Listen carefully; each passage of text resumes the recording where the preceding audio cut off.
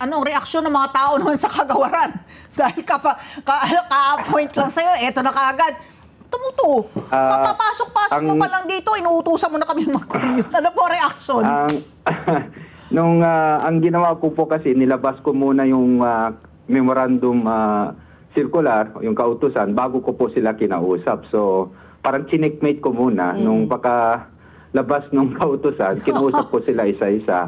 At naintindihan naman po nila kung saan ako nanggagaling ang aking saloobin.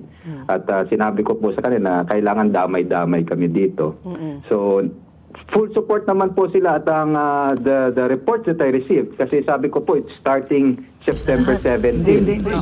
Kanina po nakarating na po sa akin, ang dami po yung mga inatasan ko kailangan mag-commute.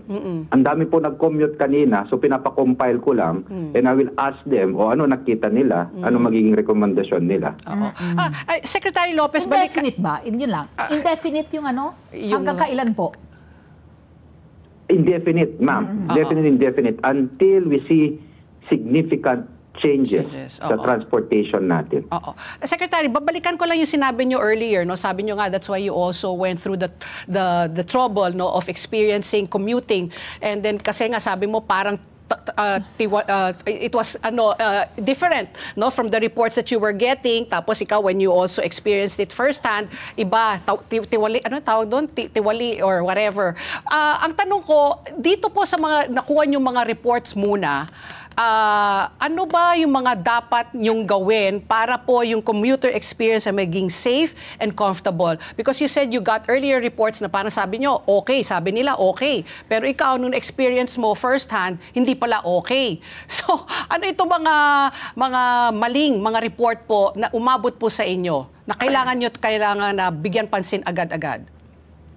Una po, one report that I think na hindi accurate. Ang sabi po, ang nakarating po sa akin, meron tayong sapat na pampublikong sasakyan. Okay. Nakita ko po, along Commonwealth pa lang po yun, hindi ko pa alam yung malagay ng ibang lansangan. Hindi naman po sapat. Kasi yung mga tao, ang tagal nag-antay. Ako nga lang po, nag-antay ko na mahigit 1 oras para lang makasakay. Grabe! Opo. Peak hour po ito. Umalis po ako sa aming bahay ng 5:30 in the morning. Nakapila na po ako ng 6 in the morning. Nakasakay po ako sa bus ng around 7:15 in the morning.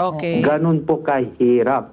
At kung makikita nyo po, sabi ko nga po, sa isang bus na lang po ang gagawin kong halimbawa, ang seating capacity niyan is usually 50 passengers. Then, you can allow another 10 to 15 na standing. Yung nasakyan ko pong bus, 90 na po kami. Wow, bawal na pong gumalaw. Ang pwede nyo lang pong gawin, huminga lang po.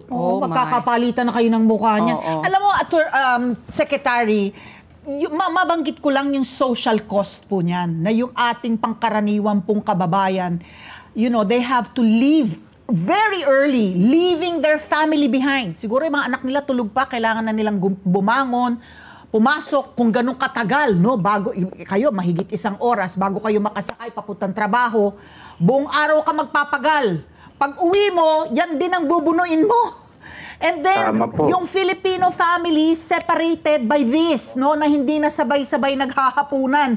Yan po yung social cost na dapat maramdaman din ng ating mga opisyal ng pamahalaan. I fully agree po, no? Kaya nga po nung unang araw ko po as acting secretary, nung tinanong po ako kung ano talaga ang aking objective, ang sagot ko lang po is to save Filipinos time so that they can spend more of it with their friends and family. Wow. So, yun po yung sinabi ko po at yun naman po ang kailangan kong gawin at kailangan kong tayuan at panindigan.